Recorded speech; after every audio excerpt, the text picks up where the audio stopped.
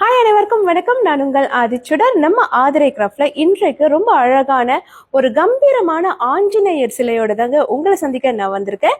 இந்த சிலை வடிவம் நீங்க பார்த்தோன்னே கண்டுபிடிச்சிருப்பீங்க. ரொம்ப ரொம்ப ஒரு தத்துரூபமான, நீங்க பார்க்கலாம், ஆஞ்சநேயர் நின்ற கோலத்தில் மிக அழகாக காட்சியளிக்கிறார்.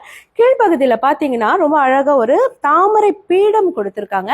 அந்த தாமரை பீடத்தில் நின்ற கோலத்தில் ஹனுமன் 2 திருக்கரங்களோடு மிக அற்புதமாக காட்சி அளிக்கிறார். ஒவ்வொரு இடத்துலயும் நீங்க ஒர்க் பார்க்கலாம். ரொம்ப சிறப்பா மாலை அணிந்து கிரீடத்தோட வாயுபுத்திரர் ரொம்ப அற்புதமாக காட்சி அளிக்கிறார். இந்த சிலையோட ஹைட் எவ்வளோன்னு பாத்தீங்கன்னா 10 இன்ச்சஸ் வரும்.